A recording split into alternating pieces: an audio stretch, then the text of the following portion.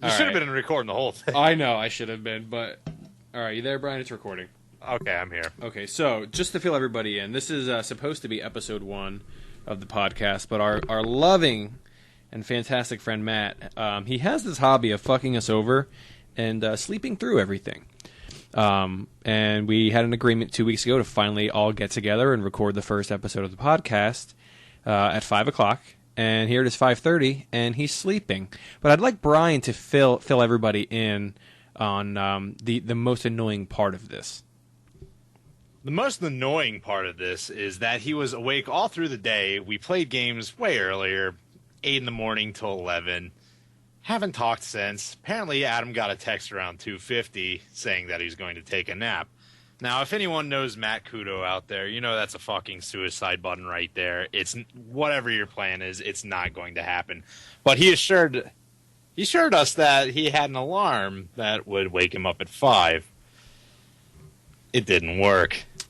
No, it didn't, Brian. And we've been calling Matt over and over again, and Brian and I have... It's actually mostly Brian. I can't take credit for your genius. Brian has a hobby of when Matt does this, and it's at least once a month, going on his Facebook page and just filling it up with pictures of sleeping men and babies and women and just people sleeping. But I'm going to give Matt a call and see what he's up to. Maybe he'll answer the phone for us this time. Let's see if we can get some magic happening. It's ringing. I have a good feeling this time. I don't. I have absolutely no faith.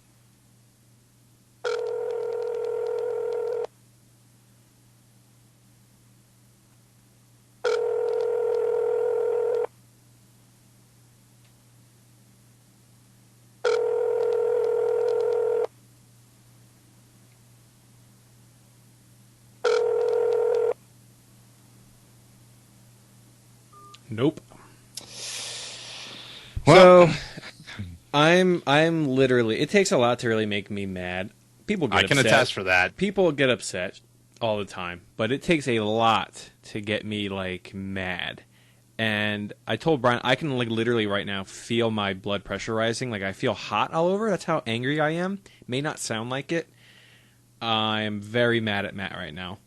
I'm very upset that we weren't recording this earlier because being able to listen to Adam's descent into madness was quite fantastic. There's a little bit of hope at first, then the worry came, and then there was just flat-out anger. And I could feel his veins popping over Skype. It's getting bad. I, too, apologize because I should have recorded it. We didn't know. I'm still in a state right now that I know it sounds stupid when I say that I can't believe it because it's Matt and I really shouldn't expect anything. But literally, I can't. The fact that he sent me a text message not even 3 hours ago that says literally, let me read it to everybody here. I get a text message at 2:47 p.m. I'm taking a nap, but I set up an alarm. My response, oh fuck, alarm. So you're out then? His response, it's fine. I'll wake up. And he didn't. He did not wake up. And no one ever saw him Not again. at all. Now, I guarantee he'll be awake for his little movie plans tonight. He's got a movie tonight. He's got to wake up around 7 o'clock to make it there on time. Mm-hmm. So we'll be pissed off around then. So I sent him a few angry text messages. I'll read them. I think it's fair that everyone gets to hear them. What do you think, Brian? I agree. Okay, so at 5:26... which is about 10 minutes ago, I said, quote, you're a fucking piece of shit. Actually worse than a piece of shit because a piece of shit still serves a purpose. 2 fucking weeks notice and you fuck it up. And then finally, the icing on the cake, your fucking clown shoes. And that really seals the deal. It does. You can't do anything once you've been called clown shoes. No, there's really nothing else that I can do. He's making me so angry. I don't know if he's doing it on purpose. Can you give Matt a quick call real quick? It's ringing. Hold on. Brian's trying. Let's see what happens.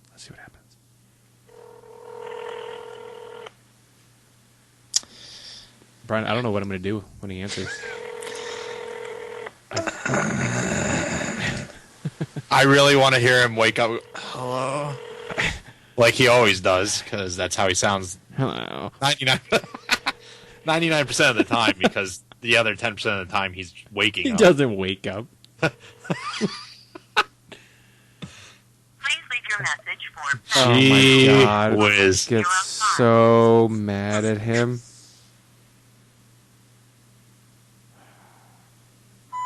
Matt, why do you hate friendship? You're ruining everything that this was supposed to be about. I hope your dreams are worth it. I hope you're dreaming of Wild West Matt being a cowboy riding a horse into some dusty old town where you're the hero, because in real life right now, you're just hurting us. Just so people him. know, 3, 4, 5, 6... Wait, 5, 9... I've called Matt 14 times in the last 36 minutes, Brian. Let me check my outgoing. I'm going to make this 15 really quick. Hang on. Let's see what Matt's up to.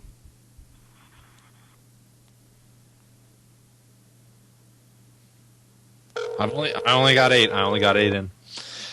This will be my last call. Yeah, he's dead.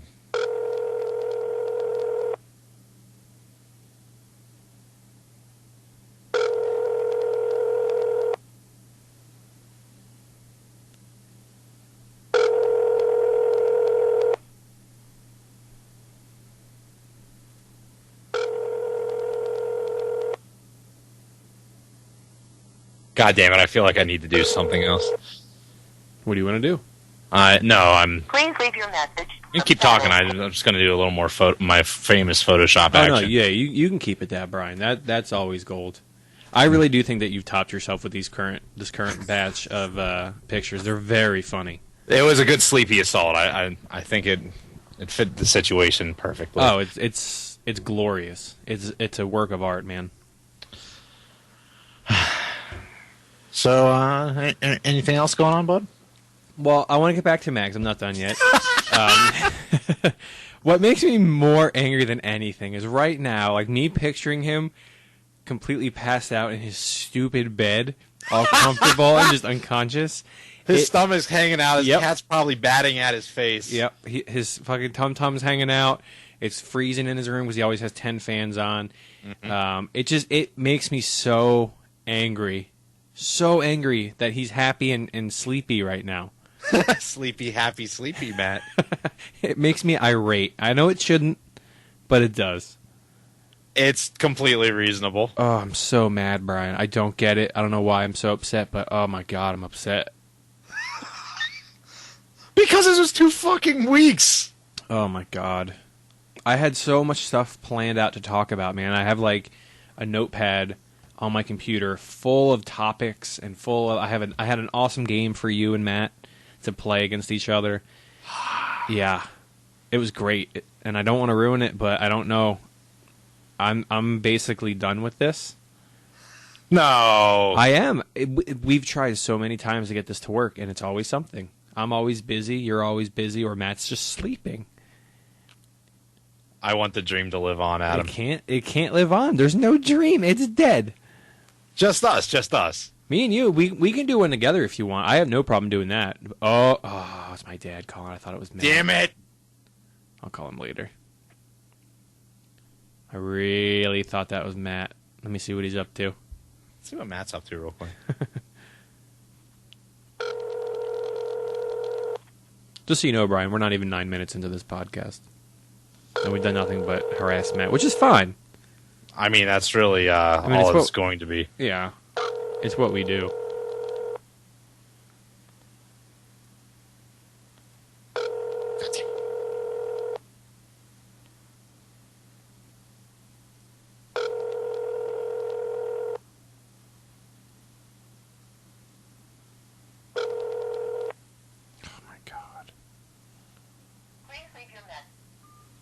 Alright, I'm really done with it.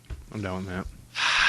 Alright, well, some of these topics you and I can kind of just discuss here by ourselves. So one of the things I wanted to talk about, as some of my friends know, I run a part-time arcade in Tallahassee, and we've always used it as sort of not really a way to make money, but it was more along the lines of, hey, let's rent a space. Me and my buddy Rob up here decided to rent a space, to put all of our games in it, and basically have it as like a workshop. And as most people who are in the hobby know, these things take up a lot of space. They're down for a lot of the time. You got to order parts, blah blah blah. So it's usually not something that you can fix and have done in a day or two. It's usually a month or however long, depending on the problem. So we moved into Railroad Square Art Park, which is here in Tallahassee. It's kind of like it's an art park, but it's kind of like there's a lot of like little hippie shops in it. There's thrift stores and like little coffee shops and yoga studios and stuff like that. It's always been a lower budget kind of a thing, but twice a month they do big events, like First Friday and Third Saturday. They have all the food trucks come out and all the shops open up and they sell stuff. And there's it's like a performing arts center in there. They do like shows. They have bands come out sometimes. And we would open up our doors and all the machines that were working, we'd turn them on for free just to let people play them. Right. Well, we've been in the park for, I guess, almost 3 years now. We had our first year we were in a little tiny spot, and then we got a nice 1,000-square-foot spot to put all our machines in. And it's been a great success. I mean, again, we never really set out to make money. But recently there's been a lot of changes in the park that really are kind of hurting us. They had a big brewery come in. Spent a lot of money renovating their building. They did a beautiful job with the building. It's gorgeous. But because of that, everyone's rent has spiked twice in the last year. They're not doing anything illegal. It's just it seems as if they're trying to squeeze some of the lower-end people out. I say it's a brewery. Is it like a pub, or is it just a straight-up, like, we make beer here thing? Well, I don't want to name names because in case this ever gets out or gets big or whatever, but the brewery had a little store open in downtown where I live, and they grew to this new place, and it's actually kind of both. It's a full brewery, and then they have like a little like outside part where you can go and like order beer. I don't think they serve food or anything. I think it's like literally just like a bar kind of a thing. But on Friday, Saturday, Sunday, they open up the outside part. People can come taste beers and things like that, and it's great. It's just it's raising everybody else's rent, which is understandable. They're doing a lot of work. They're doing a lot of work in that area as far as renovating the streets and things like that.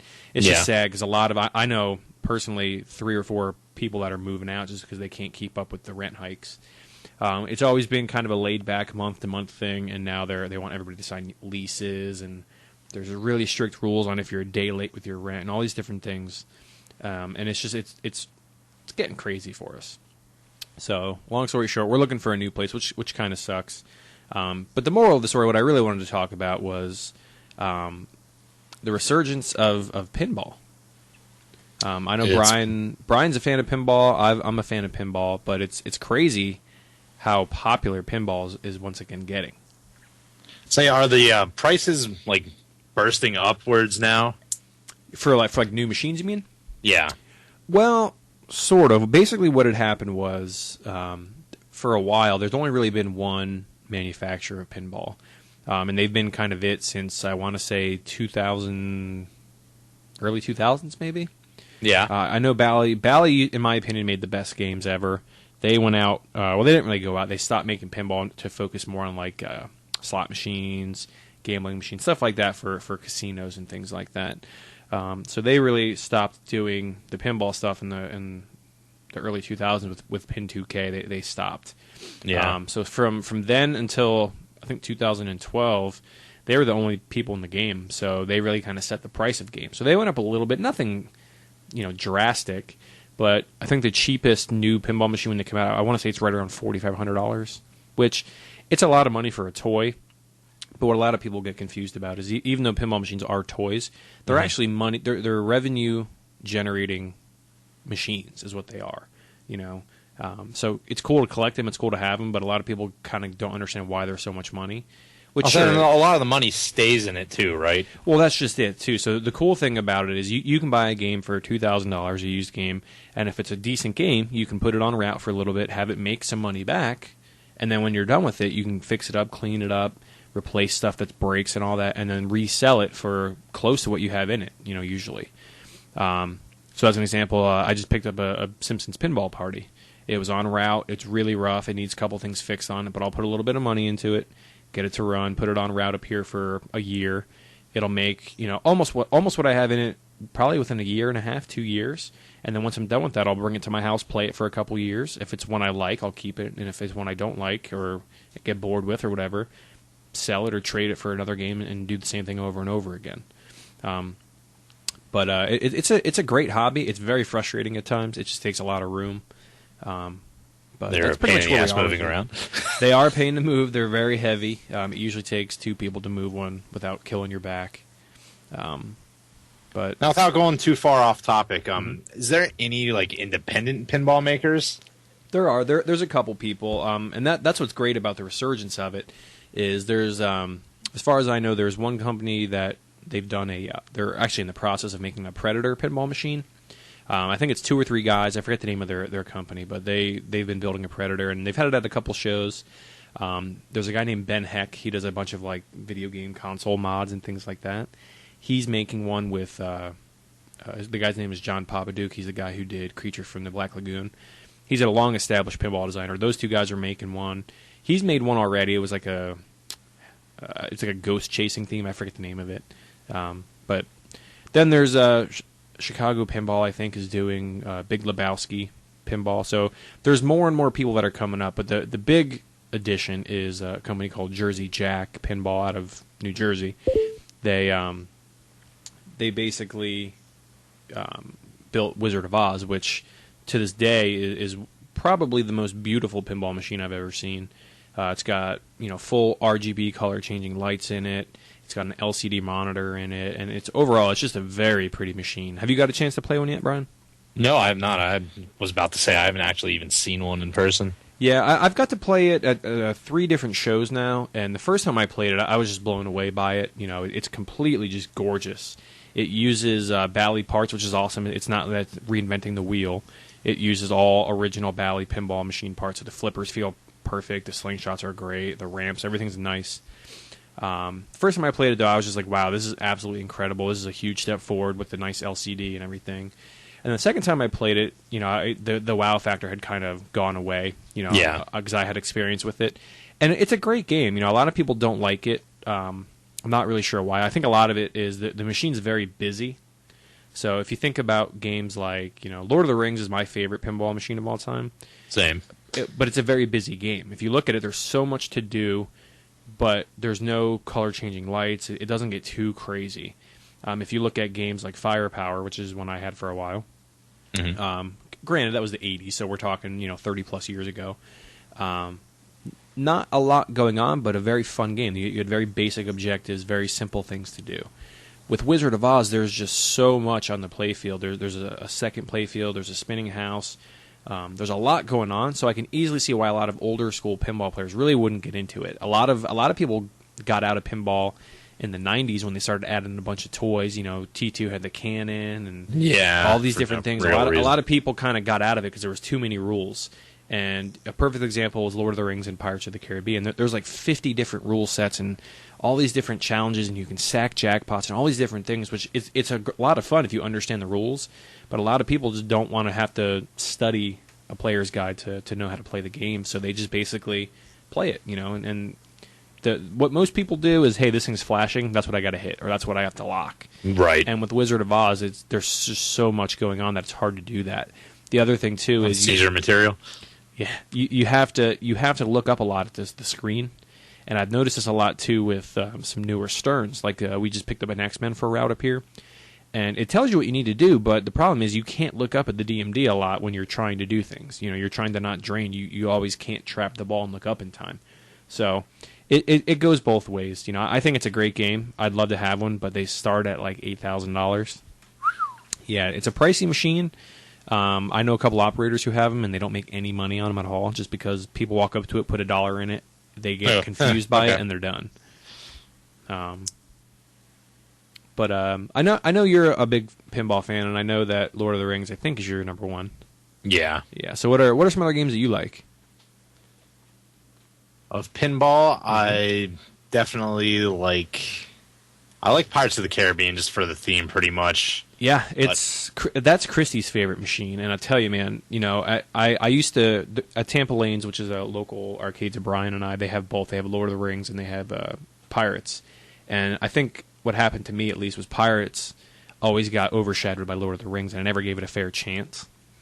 Same, exactly. Yeah, if I went there to play Lord of the Rings, and I didn't really bother with Pirates that much. Yeah, and now that I've taken some time and actually gone out of my way to play Pirates a couple of times, I'm not going to say it's better than Lord of the Rings, but it's right up there with it.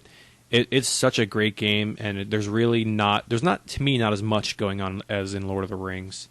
No, Lord of the Rings has you fulfilling like a bajillion different objectives at the same time. Mm-hmm. So you could theoretically get everything all at once, or you could just drain out and never get to see anything at all. It's not like little sub things. Like Pirates of the Caribbean has you do like smaller missions, and it feels like you're progressing quicker. It does. That's a really good description of it. Lord of the Rings, there's just the most frustrating thing about it is there's all these different things you got to stack, and then you just randomly drain, and it's so sad. Yeah, exactly. Not only do you have to complete all the fucking multi-balls for all the movies, and then you got to go and get it straight through the ring. And at Tampa Lanes, let me tell you, they don't upkeep it very well. Yeah, so. that's the problem with that game. If the flippers aren't like perfectly strong enough, if they're even a little bit dirty, you're not going to get up that ramp into the ring.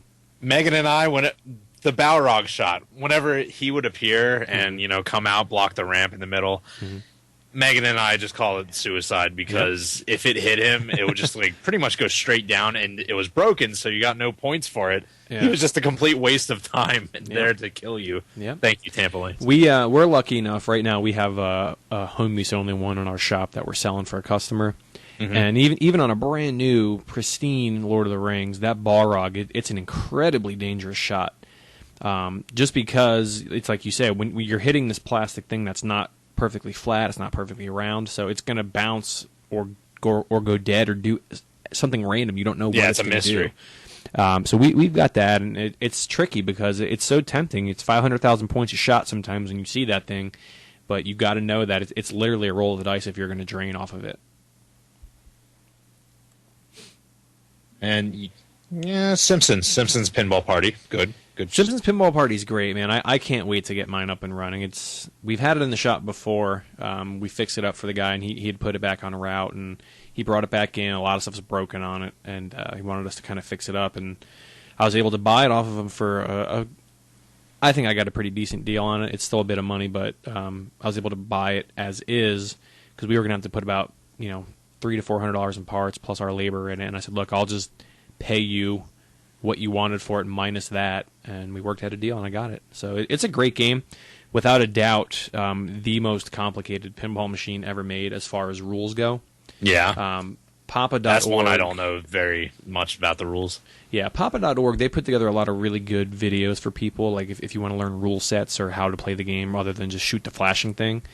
And most of the videos are 20 minutes long. I think Creature from the Black Lagoon is 15, 20 minutes long.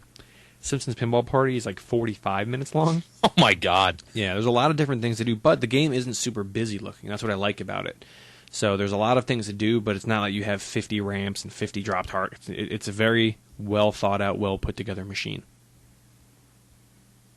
Another one I never got to play, but I'm a big fan of Star Trek. I never got to play Next Generation one. Have you? I did. I have more time with the new Stern Star Trek. We had one up here. One of our collector friends in Niceville bought one from a guy. So we went and picked that up from Orlando. Or I'm sorry, we picked it up from Plant City and brought it up here for him. And we played on it for a couple weeks. Next Generation, I didn't play one in their heyday, but they recently came out with a color DMD thing that they put in now. Yeah. So rather than just have the orange color or the red color, you can actually, it's like a full color one. And I got to play one at a show, was it this year? It was either this year or last year in Jacksonville. And it's a great machine. It's just I'm really not into Star Trek. And even the new game, it's a beautiful game and it's fun. Yeah. It's just I'm more of a theme pinball player. Like if I'm into the theme, I love... It's more important to you. Right. But what's weird is I'm not a huge fan of Lord of the Rings, but that game is just so good. The music and everything is so great about it. I say it really pulls you in. I feel like I'm in my own world when I'm playing that game, as weird as that sounds. No, it's great. But Star Trek Next Generation is a great game. I had a lot of fun playing it as a pinball machine, but the theme just really does nothing for me. I mean, I could only imagine people that are really into Star Trek would love that game.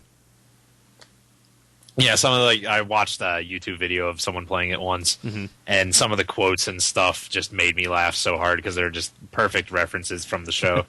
Yeah. What's cool about the new one, it's based off of the movies, And they're actually having like the voice, like the actors come in and do like new voice packages and everything. Pinball's come a long way, man. It used to be like even as as late as Pinball Party. That's from 2003 when we graduated high school. Yeah. Back then, what you'd have to do is if a new version came out or they fixed code, you have to take the ROMs out, reburn them, and put them back in. Well, now everything's done via USB. So, as an example, our X-Men we picked up, they had a code update, and the game was incomplete. Really not done. There was a lot of problems with it, a lot of buggy software. Well, they sold the game as is. It didn't sell that well. I mean, it's a great game, but now that the code has come out, they did a recent code revision. Yeah. We put that code into the machine, and it's like an entirely different game. And I know it sounds silly, and people may think it's weird, but the game is just so much better. The animations are silky smooth. Everything is just 1,000 times better about that game now. It's crazy how much. A lot of little things like that can add up and give to the overall experience. I understand. It's unbelievable. Like one of the cool things they added was they put Deadpool in the game, and basically what you have to do is you have to get 10 combos in the game, and there's a lot of different combos. You can shoot the Beast shot, and as it loops around, if you hit it into Xavier, that's one combo. You get Beast Xavier. So you build up 10 combos, and then you can hire Deadpool. And what he does is in the X-Men game, the point is to light the villain light. And if you make the villain shot, you can pick what villain you want to fight. And if you have Deadpool hired, he helps you take out the villain so you can get through the mode faster. He also heals you, which is, recovers from different things. It's unbelievably cool how they did everything. That's very nice. Yeah, I remember seeing their life bars and whatnot, so he just randomly takes away from it, or do you have to activate him somehow further? No, once you hire him, he pretty much kind of just works for you. It'll say Deadpool helped you, and it's really cool when you hire him. He knocks on the DMD and goes, "Hello." They did a really cool job with it. I mean, DMD animation for in the '90s, it was kind of. I mean, it's not the greatest, but these new Stern DMD animations are unreal. They're so good. Now, this is one I've never played either, but I've wanted to ask you about it. But now that we're talking about it, here's a good time. Shaquille O'Neal pinball machine. Have you played that? I have. Believe it or not, I have played Where did one. you even find that? One of the collectors up here in Lake City had one for a while. He got it. It was on route somewhere, I forget, but he got it. Took it fully apart, cleaned it, and he had it back together. And here's the thing, man. It's not the a game. back glass to that one makes me laugh. The back glass is ridiculous. It's like NBA Jam. Like Exactly. it's so crazy. But he had one, and here's the thing: like, it's not a game that I'd ever want to own.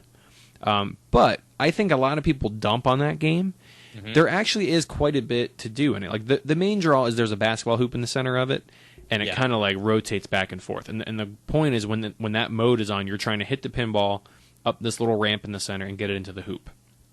And yeah, it's not the best pinball machine ever, but it's fun. It's a I don't even know what they go for nowadays. Pinball prices are all over the place, but I want to say he paid like $400 for it for a DMD pin, and he had a blast with it, man. He loved it. His kid loved it. It's a solid machine. A lot of people dump on Gottlieb's. Gottlieb went out of business, I want to say, in late 90s, maybe or mid 90s.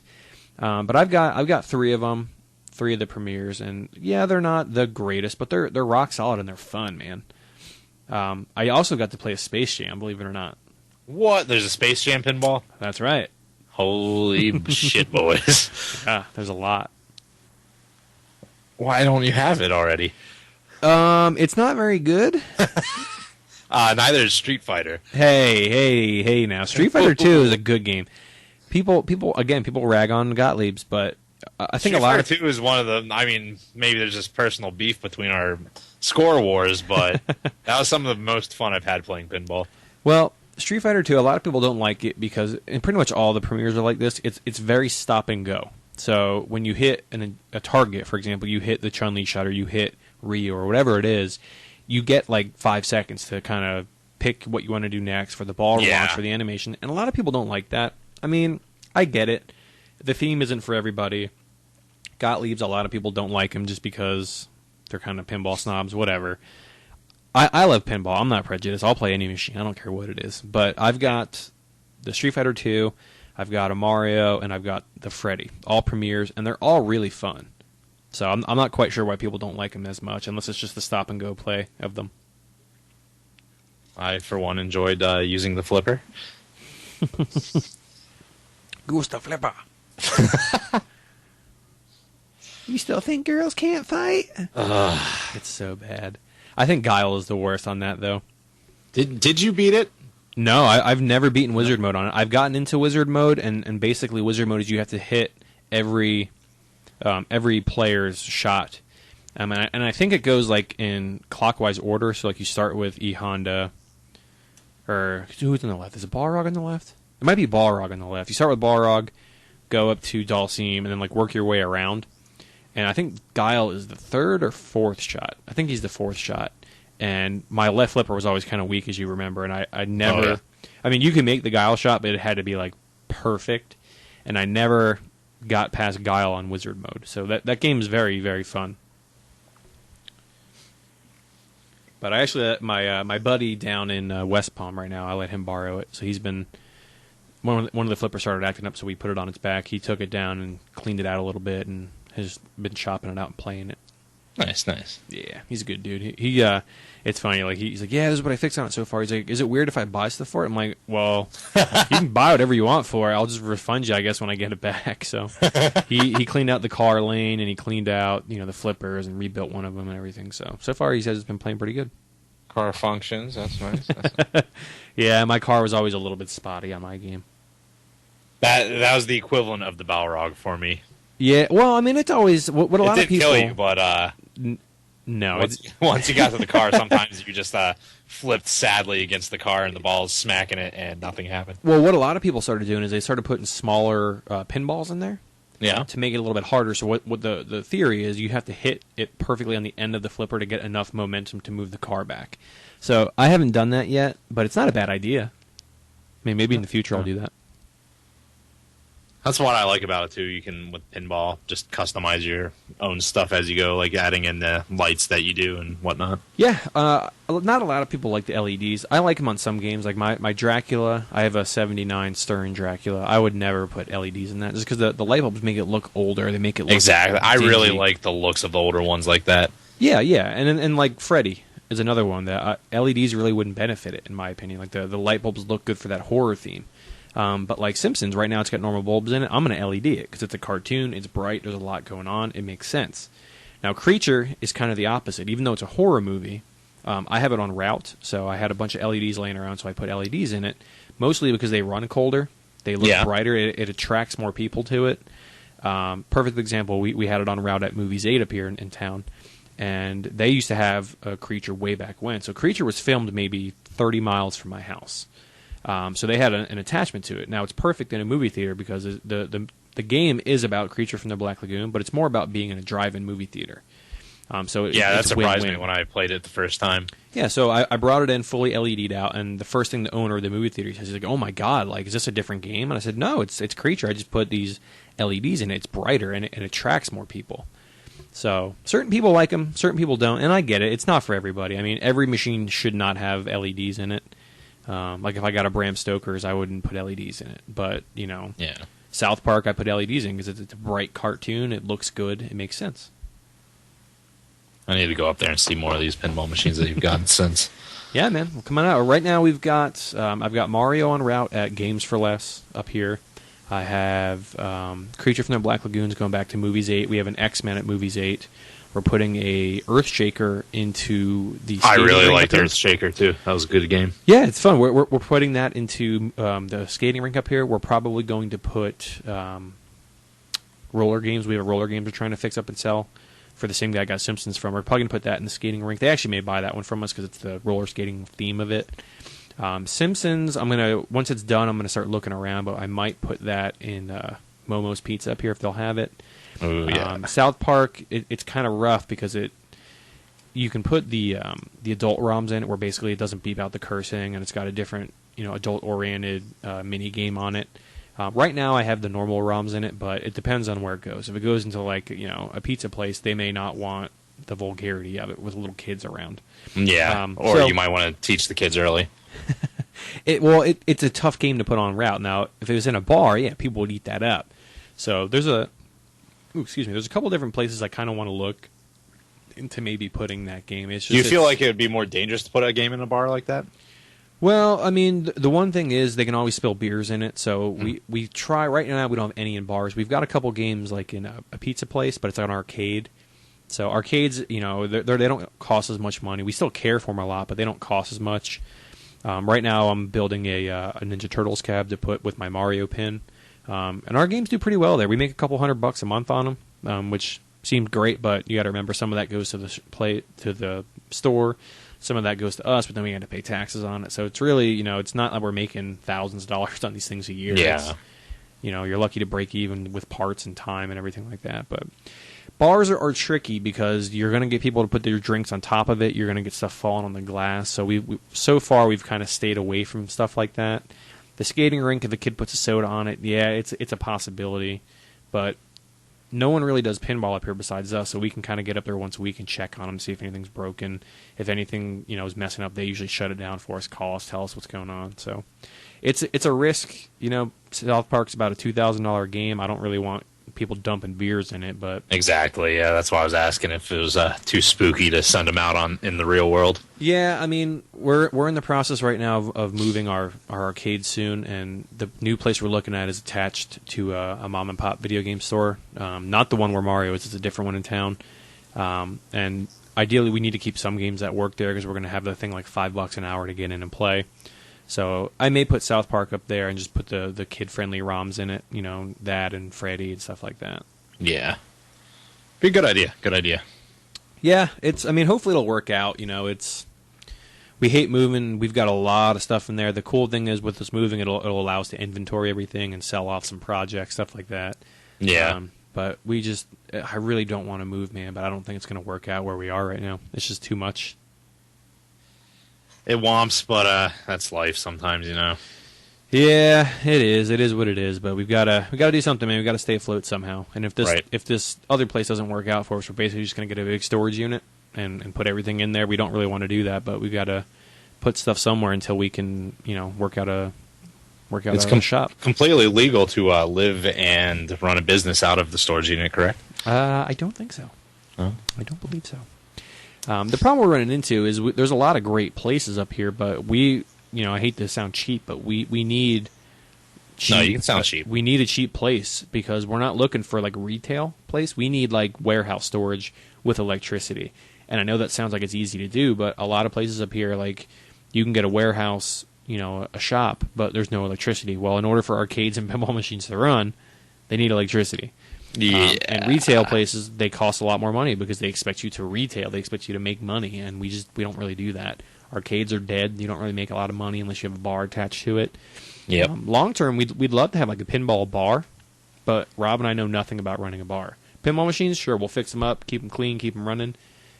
Ordering and handling of a business of beer and alcohol, we don't know anything about it. So if we could find an investor that knew about running a bar that needed that edge to get people in, we'd be all about it. We'd easily get our machines in there and work night shifts and keep everything going, but we don't know enough about the bar end of it. That'd be so cool, though. That'd be an awesome dream to achieve. It could be really fun, man. All right, so let's see what else I had on the agenda today besides hating Matt. So I know you're an avid collector of mostly Super Nintendo games. Yeah, I'm keeping up on Super Nintendo games, trying to eventually get them all someday, but I still have kept everything I've had for the most part since I was younger, so big boost start. You how many total NTSC Super Nintendo games are there? There's about 700, something in that area. So it's similar to NES then. Yeah, it's a little more, but okay. So it's close, and I know you've got most of the. I know you're a big RPG guy. You've got Earthbound, you've got Secret of Mana, you have all that stuff. Yeah. Okay. So what are a couple of the higher dollar ones that you're missing? I don't think you have Hagane, do you? I do not have Hagane. I do not have Wild Guns. Really, you don't have Wild Guns? I thought you had that one. No. Yeah, those were and Arrow Fighters. That's the fucking most expensive one. How much is that game up to nowadays? It was $350 last time I checked. Wow. Yeah, for just not only that, it was a crappy torn up label too. What's funny is I have all those games on Super Nintendo. I don't know. Your friend must have got you something. Loose price for Aero Fighters right now, $384. Oh my god, for price starting. that is insane. I have it on Neo Geo and it doesn't even cost that much. There's one on Amazon for $440 right now. That's oh my god. Is that seriously the most, like, outside of like the Donkey Kong competition and Star Fox competition? Is that the highest price Super Nintendo game? I'm almost positive. Wow, that is absolutely insane. That's don't know. over $400. Yep, it's the most. Now, is it because it came out like at the end of its life? Was it a rental exclusive? Why is it so much money? It was at the very end of the life. Okay. And yeah, it was just underprinted. And once people actually played it, they realized it was a good game. Because, you've probably run into it in the arcade at least. Well, like you said, you got it on Neo Geo too. Yeah, no, Aero Fighters is special, but No, it's a good game in itself. I mean, it's a great game. I love Aero Fighters. I mean, I've played it on my my SD to SNES thing. I play Super Nintendo games. I don't really collect for them too much, just because that system sucks to collect for, man. Like it and Sega Saturn, in my opinion, are the two worst consoles to collect for. Sega Saturn, yeah, I used to think like Sega CD was a lot, but Sega Saturn is absolutely ridiculous. Yeah, it's insane. But Aero Fighters is a great game, but I think there's better shooters on the Super Nintendo. I think UN Squadron is probably the best one. UN Squadron is absolutely my favorite one. I think that's the best shooter. I mean, I know people were trying to get it to complete collections and things like that, but I just can't see paying that much money for it, man. That's crazy. So, what are some other ones that you're missing? High dollar ones besides Wild Guns and Aero Fighters? Metal Warriors. Oh, great game, dude. That game was super cool. Now, that's another one. That wasn't a rental exclusive, was it? I know it came out at the end of the life. That was not a rental exclusive. Really? It came out in 1995, so right at the end. Okay. It's not as obscene. It's 180 loose. That's but still a lot. Yeah, compared, I was just talking to you about this the other day. Compared to 3 years ago, it's absolutely insane. Well, a lot of it too. I love watching YouTube shows about video game stuff. A lot of it, in my opinion, is these guys. They do great jobs talking about hidden gems or whatever they call it. But the problem is when they do that kind of stuff, it makes more people want them, so the prices just skyrocket. I mean, you were with me when I found Metal Storm at our flea market for $3. Mm-hmm. Okay, this is what, 5 years ago, if that. Yeah.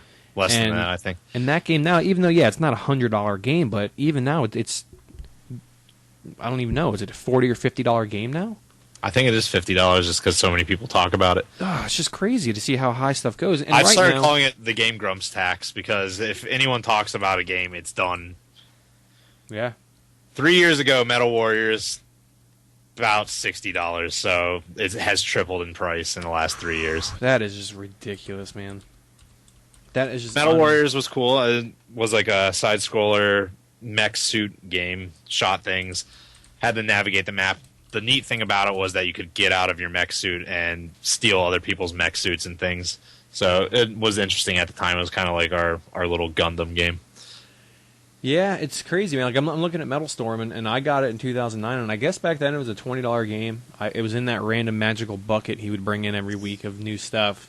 J&W, for nobody that knows, because nobody knows J&W, was our legendary hiding hole for all video game paraphernalia.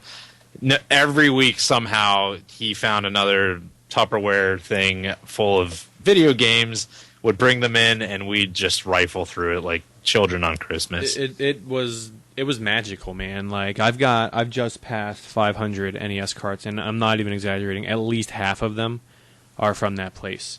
And we would go there pretty much every week, and you just grab 10 because they're so cheap. We would go there every week, built up a rapport with the guy. I'd go in with $20 and walk out with 10 games. And like nowadays, you might walk out with 2.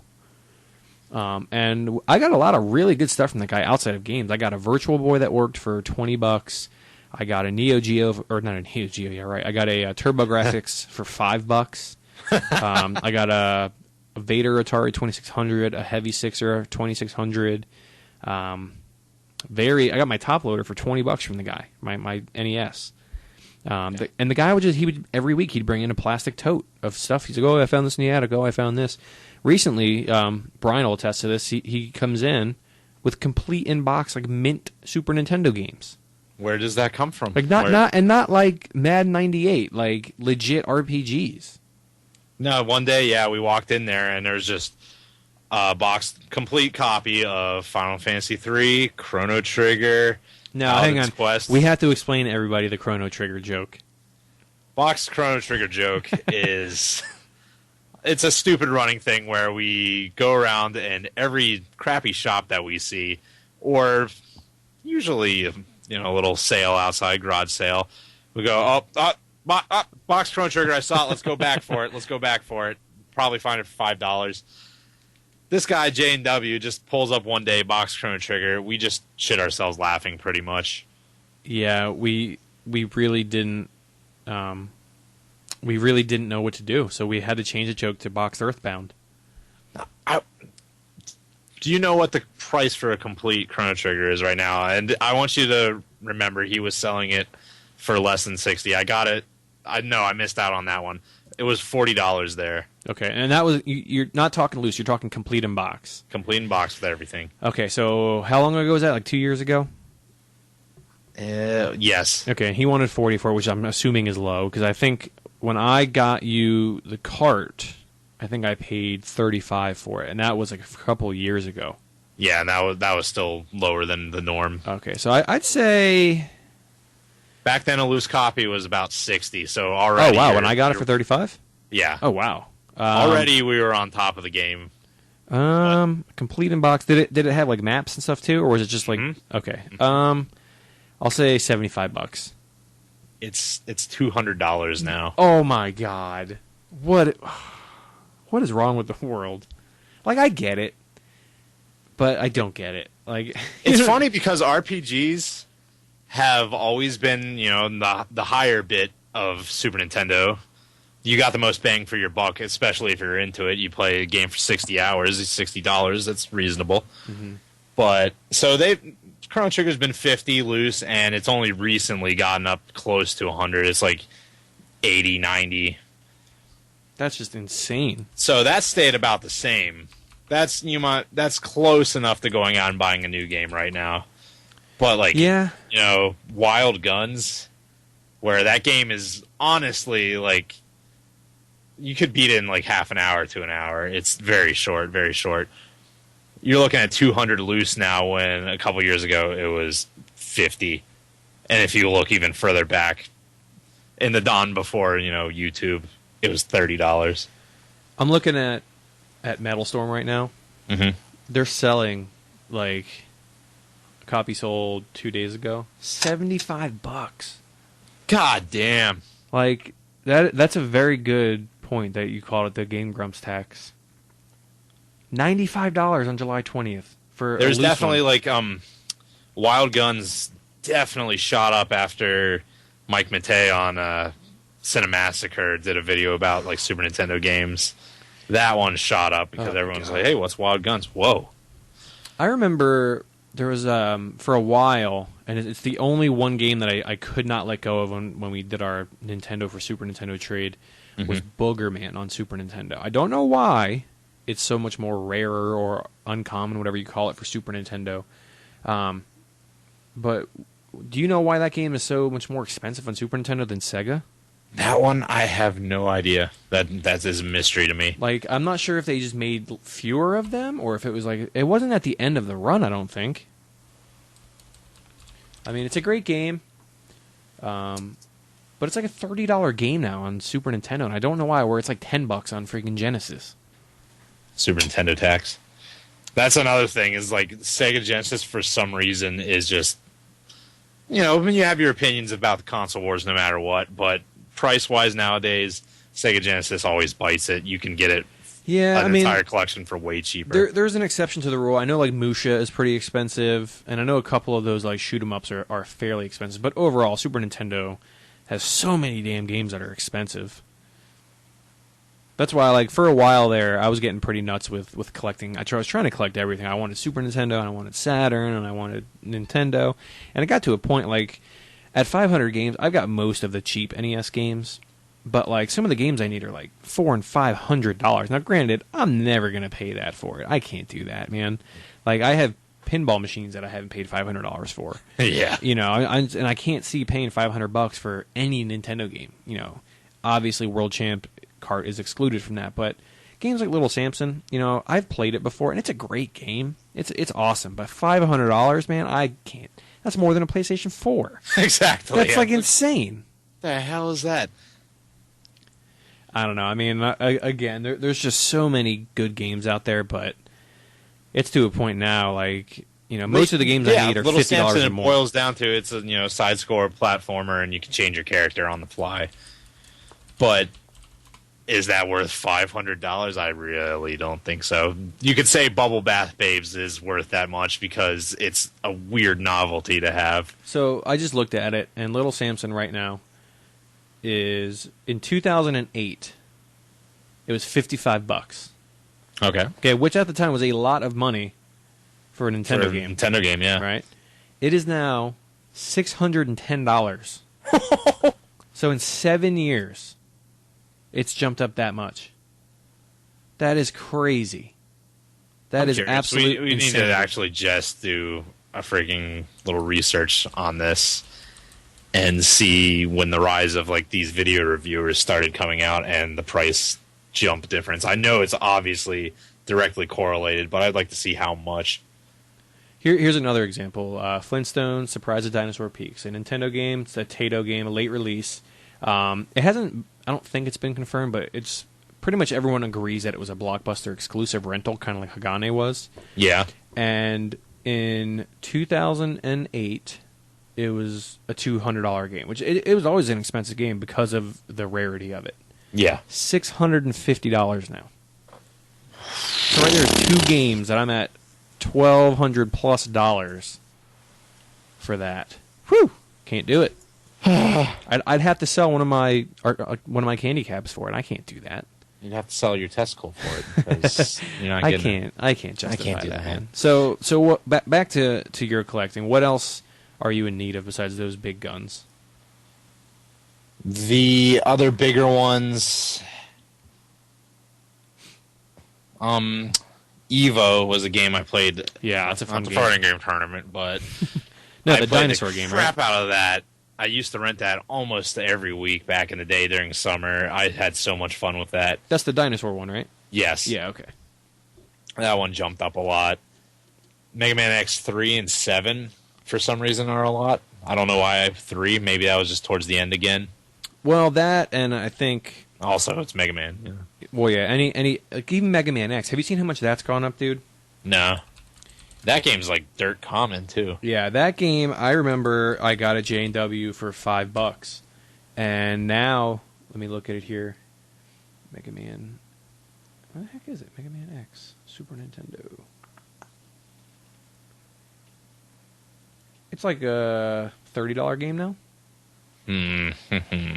That's crazy. That is also the other problem, is like, there's the dirt cheap sports games, and you used to be able to get, a dirt cheap game for $5.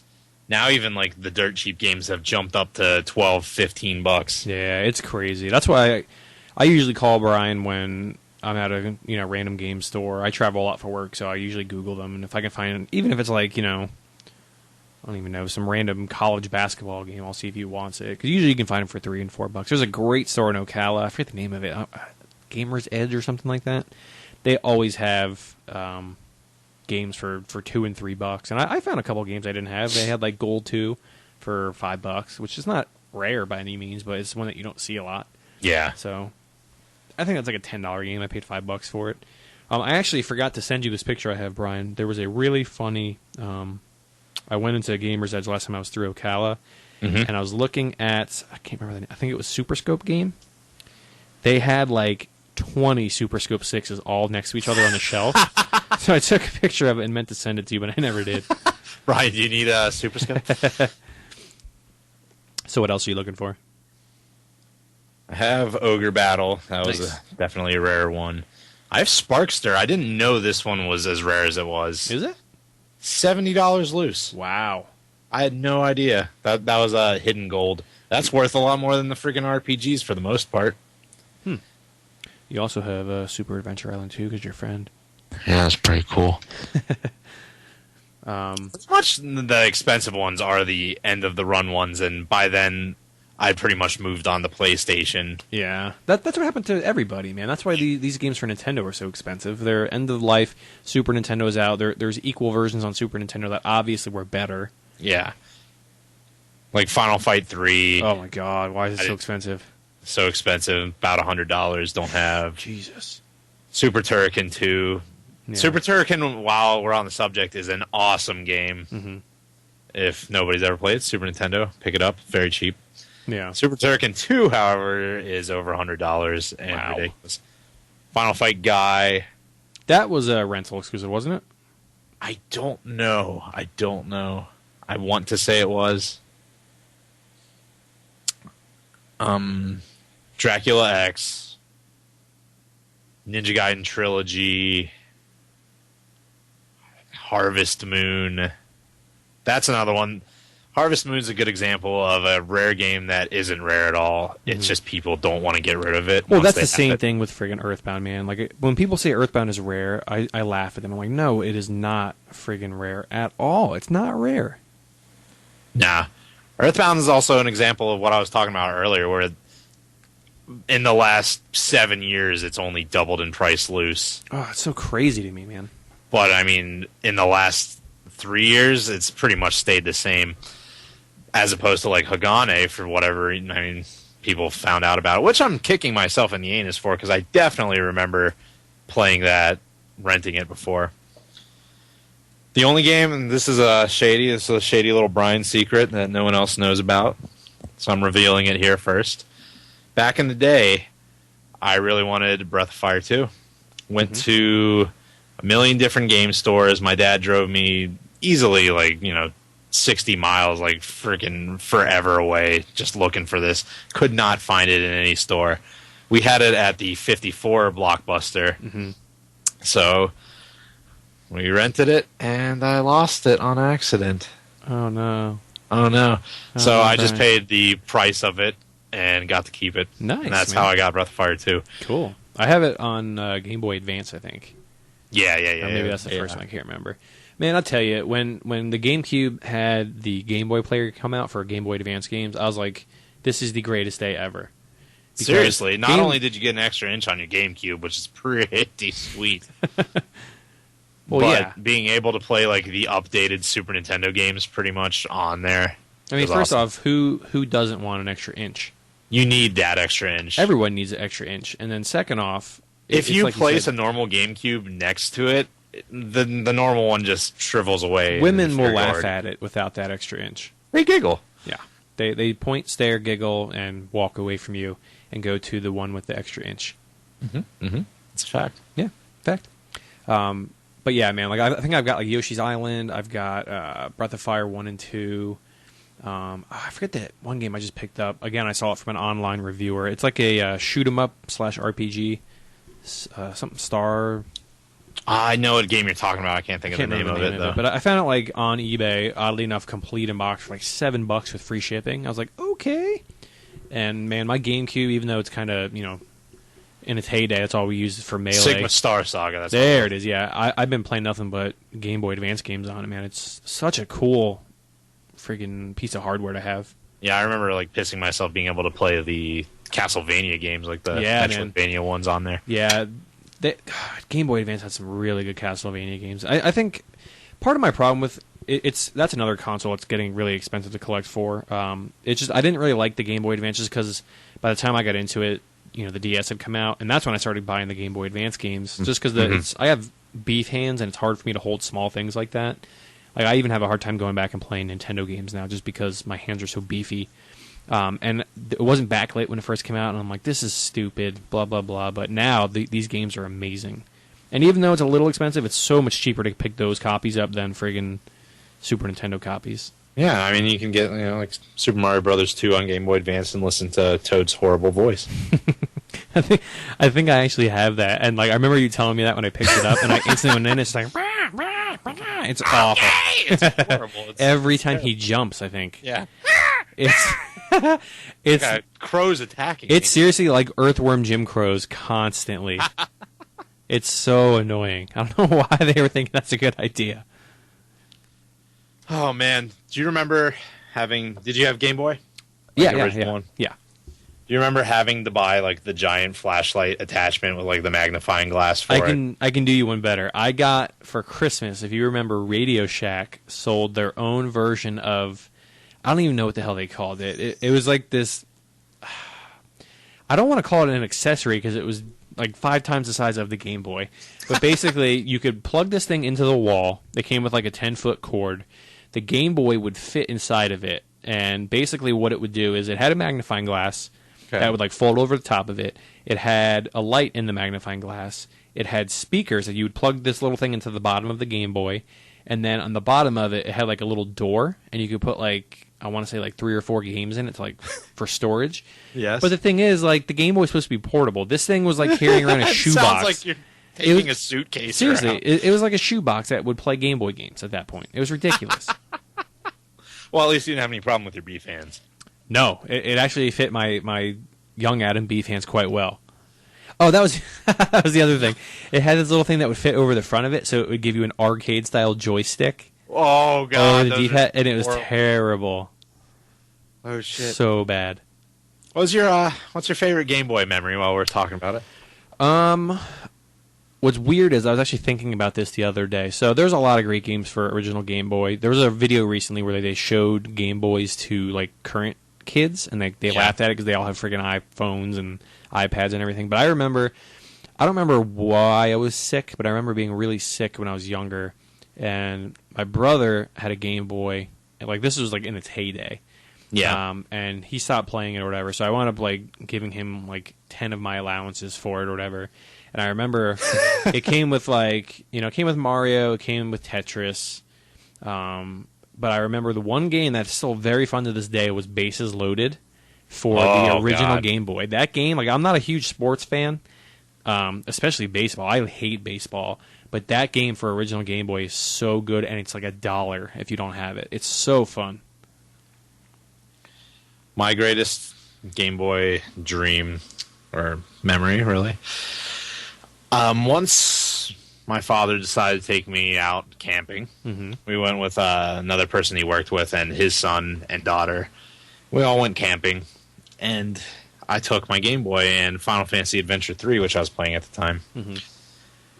And fun fact about Final Fantasy Adventure, Final Fantasy on Game Boy is actually just the Saga series, but no one knew the Saga series in America, so they renamed them to the more popular Final Fantasy. Sure.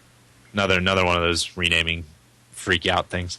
Freaky. Anyway, Dave Wadsworth was the other dad's name. I remember that for whatever reason. And we went camping, and the first day was fine, and the second day it was like this torrential hurricane pretty much came through. Yeesh. It blew away one of the person's tents. There's actually a third party. Their tent got blown away. Ours had a hole in it. It was leaking, so we all went into like his RV, and I just stayed up playing this Game Boy because I was unable to sleep because it's like all night. Everything was horrifying. There's actually like trees falling down around us. Jesus. It was like I don't know why we didn't go. Obviously, we wanted to die. Right.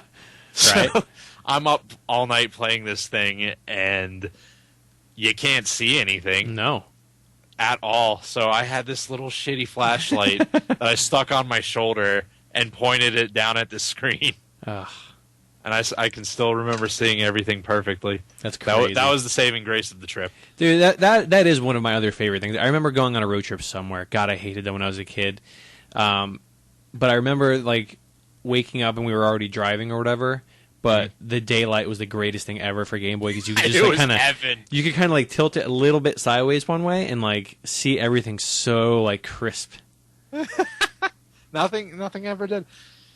Oh, now speaking about daylight too, it made me remember that Game Boy Advance game. Do you remember Boktai? Was that? No, I don't remember that one.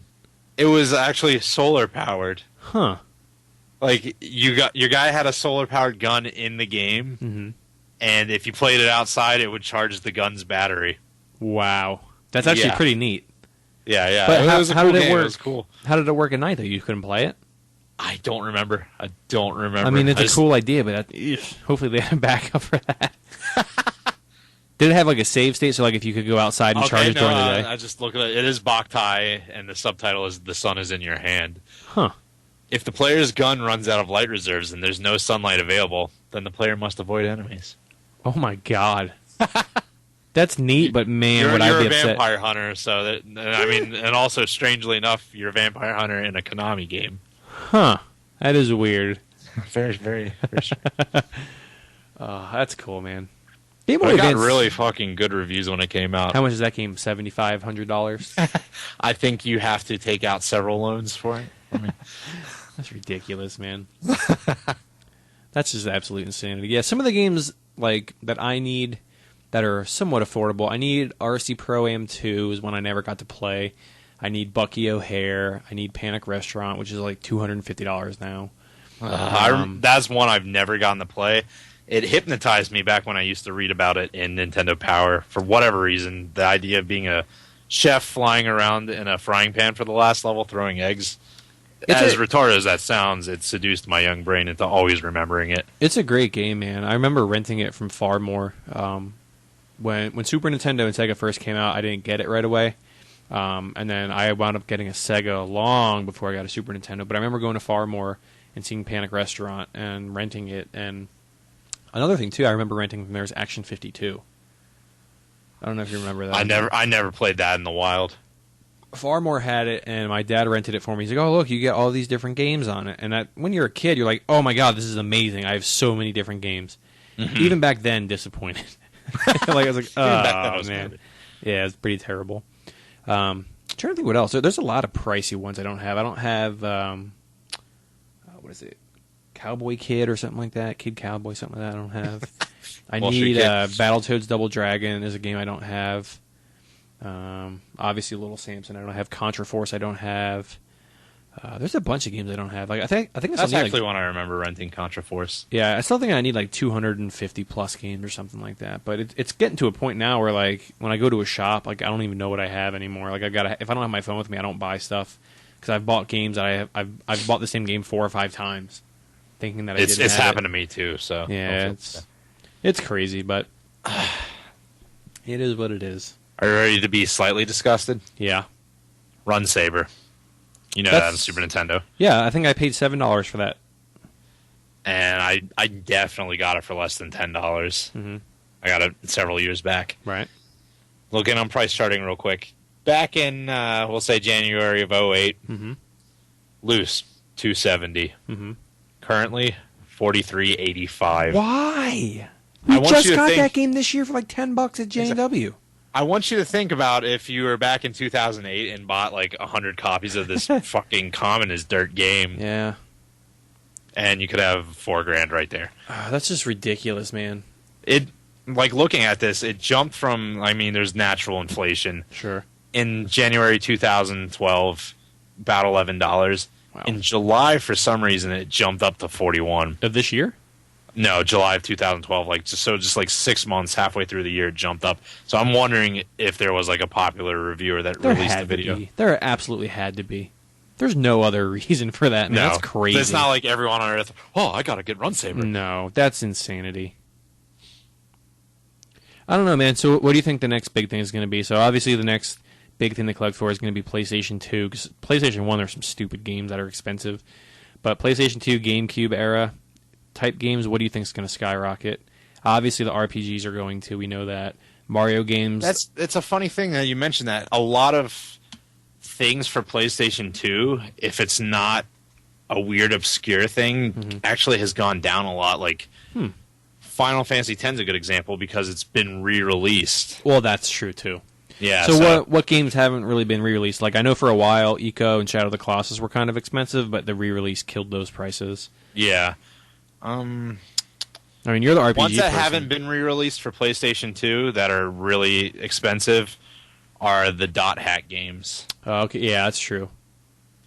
Especially the Dot Hack Quarantine. There was one that was a trilogy, and then there was one that was a quadrilogy. And this was the last game of the quadrilogy. Even loose though, that's $100. That's crazy. But yeah, I mean that's as expensive as you get. Like 10 games down from that, you're looking at $50. Don't you and Matt have all of those games? I have the trilogy, the second ones that were released, and Matt has the first 4. Oh, okay. I remember because when you put them all together, it makes like that picture or whatever. Yeah. That's nuts. So what about things like our favorite game, Graffiti Kingdom? How much is that game worth now? That game really needs to come back out again. That game is amazing. Let me see if I can look it up. It was Graffiti Kingdom, right? Yeah. I'm there too. So you can... $16. It's starting to go up. I think we paid, what, $5 for it at Toys R Us or something like that? Yeah. Who made that game? I don't even remember. But so many games now, the problem back then with Super Nintendo and stuff, the production. Yeah. Now it's just, they flopped out 14 million discs and just whatever they didn't get, they just tried to destroy. Yeah, that's true. Yeah, I'm trying to think what else was like really good in that era. I know like things like Cubivore. That I think for a while that was kind of an expensive game. I don't know if it is anymore. I really stopped looking at anything past Nintendo. I just don't do it anymore. Cubivore for a while was like a $35, $40 game. I don't know what it is anymore. I have no idea. I know Ikaruga. Also, another like difference: PlayStation 2, according to the price charting, has gone down just in general since 2008. It's gone down like $3 just as a flat price for everything. Well, maybe like now's the time to get into that one then. Yeah, since everything's going down, because everything else is going up, man. PlayStation 1 is kind of stagnated. Yeah. It's gone down from what it was. Well, a lot of those RPGs were re-released on PSN. Exactly, that fucking slaughtered things. Like Xenogears was close. It was like $80 to $100, mm-hmm. and then it came out, and now it's like a $20 game again. Wow, that sucks for collectors, man. Yeah, that's Suikoden 2 has never been re-released, so even just the disc is $110. Ah, dude, you have that one, don't you? Yeah. That's insanity, man. Another funny one that nobody liked the fucking game when it came out. It even got a re-release, but it's still just skyrocketed. Is the first Persona game. Or no. It's actually gone down. That was the first PlayStation RPG I ever had. Mm-hmm. And even back in 2007, it was loose for $100, and now it's $60. So it's just must be a small printed game. That's crazy, man. That's just insanity. Oh, by the way, I guess you got a second. Did you see the picture on Matt's Facebook? No, but the funny thing is we've been recording for an hour and 15 minutes. I know. This is what I'm waiting for. This last 18 minutes to see what happens to Matt. And nothing. Let me go to Matt's page. I love Photoshop magic. I love your Photoshops. They're so good. Oh, so good.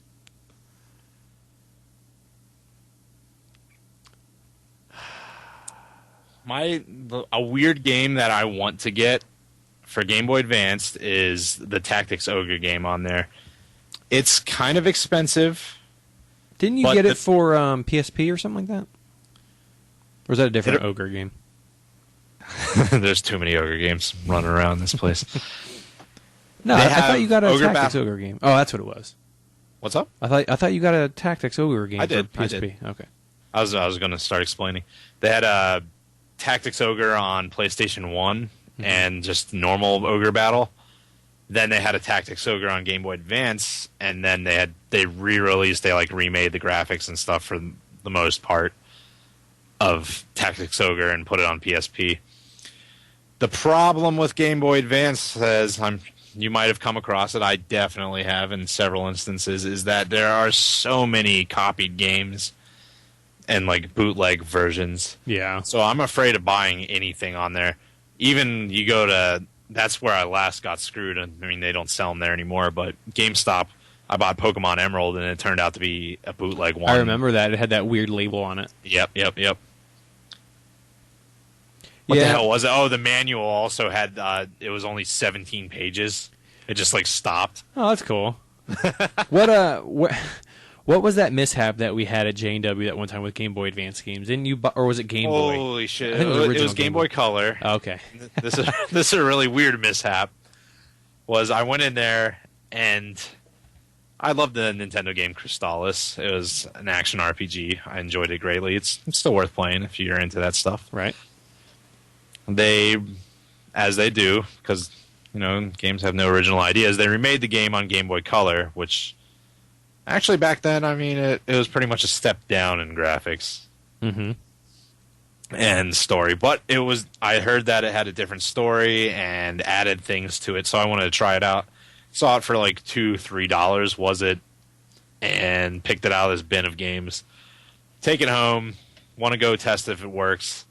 Slap it on, turn it on, and dink, start up, and boop, Mission Impossible. I looked at the label again, it's clearly Crystalis, and I'm just sitting there confused as fuck. So I, piece it together. Somebody switched the boards on the inside for whatever fucking reason. I don't know to this day. We go back to J&W. I just, on a hunch, just a lust for this game. We're just looking through these Game Boy Color games. There's Mission Impossible. So that's why the fuck not? Maybe they all came from the same place. I bought it. Crystalis. I remember how frantically we went back to J&W instantly. Because we would never bring handhelds with us. We would just buy the games because they were always good. Like, I don't think I bought anything from him that didn't work. No, it's always been golden. Guys treated us good. Yeah, and I mean, like, I remember just, like, I laughed at you at first. Like, I felt bad. But it's fucking hilarious. And that's not even the last thing that happened with. Do you remember the other one? Sega Genesis game. What the hell was the name of the place? Maybe you'll remember as I tell the story. We went far away. We went like 40 minutes away to this place. And plane trade. Okay, I don't remember what happened, though. I don't remember this. Okay, so we're looking through everything. I get some cool stuff. I got Star Gladiator for the first appearance of Hayato, which was cool to me. I think that was the day also that you got fucking Rugrats on PlayStation 1. Oh, I do remember that now. Okay. I remember this now. So we're looking through all these really cheap games, and some are cool. I see Blaster Master 2 for Sega Genesis. I'm like, okay, I've never even seen this in person, let alone play it. And it was very affordable. It was like $12. It had the box. Just grab the box, go up there, buy it. We're driving home, halfway home. I look in there, it's fucking Game Genie for Sega Genesis. It still had the Blaster Master 2 manual in it, even more confusing. God, why did you not look in the box? I don't know. It was in the box. Why would they lie to me? Yeah. There's like a sticker sealing the box too, so I was like, okay, I'm not even gonna fuck with this. Obviously, these guys are adults; they know what they're doing. Oh, it's so ridiculous. Did anything like that ever happen to you? I don't think in like a retail store. There's been times when I've bought stuff on eBay, like complete in box, and I get it. And I think one time I bought like when I was going through my 64 kick again. I like every other little kid, I sold all my stuff to get the next big thing. Yeah.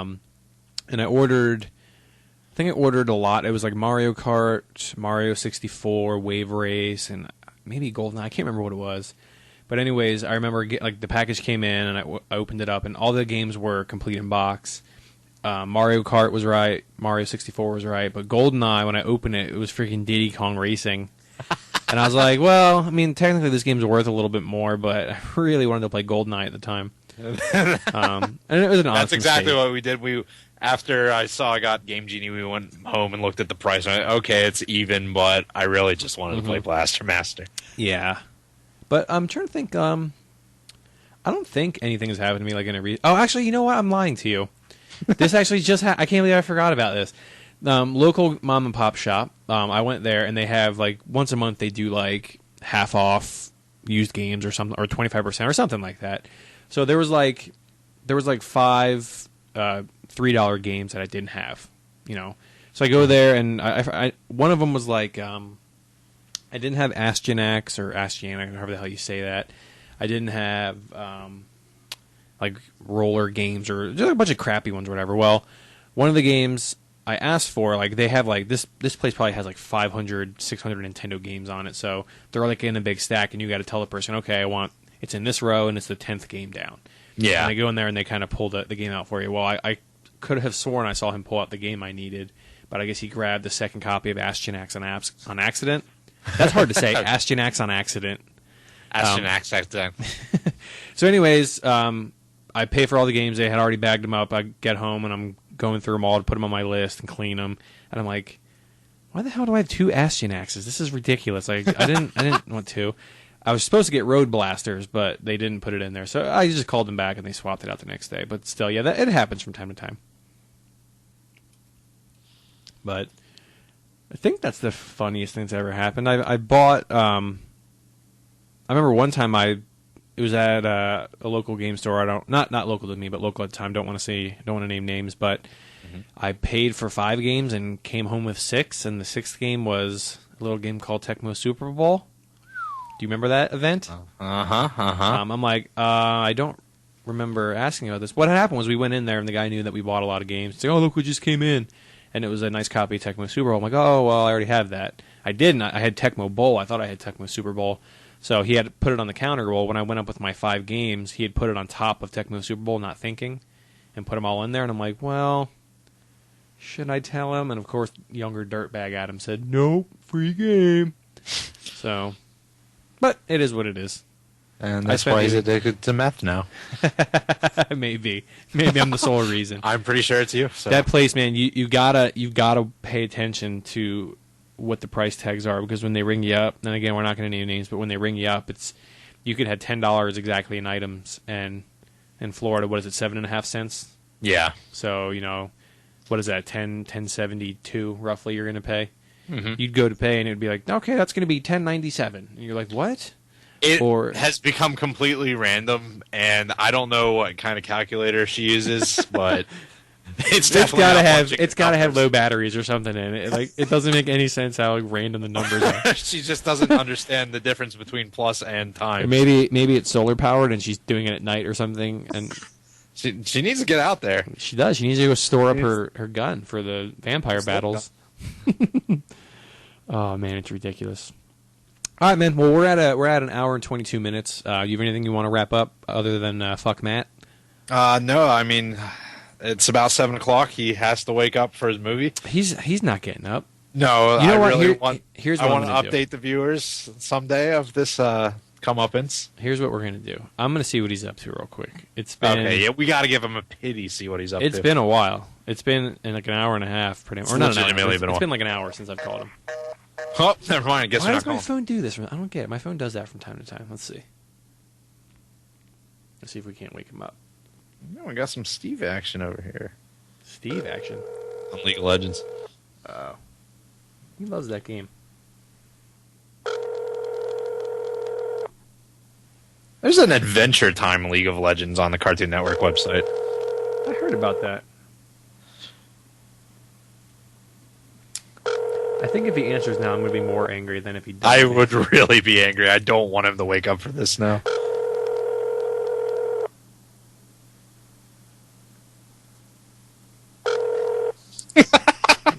Imagine that. He's still sleeping. Gee whiz. Oh, my God. All right, well, I guess we'll sign off for the first one. It's probably going to take me a couple days to edit and cut everything, but it should be up. I think if we record on Thursday, I can get them up on Saturday for everybody. Sounds great. This is funny, looking down at my computer, and I only have 286 hours left of disk space on my hard drive to record, Brian. We better watch it. Better cut out all the extraneous crap and only keep the good stuff. I hear. All right, guys. Well, if you have any suggestions for what you want to hear us ramble about next time, outside of Matt being stupid, that's definitely going to happen. Don't worry. Let us know. We're going to post it on our Facebooks. We're going to post it on YouTube, all that good stuff. So I'm Adam. I'm Brian. And we'll see you next time. Thank you.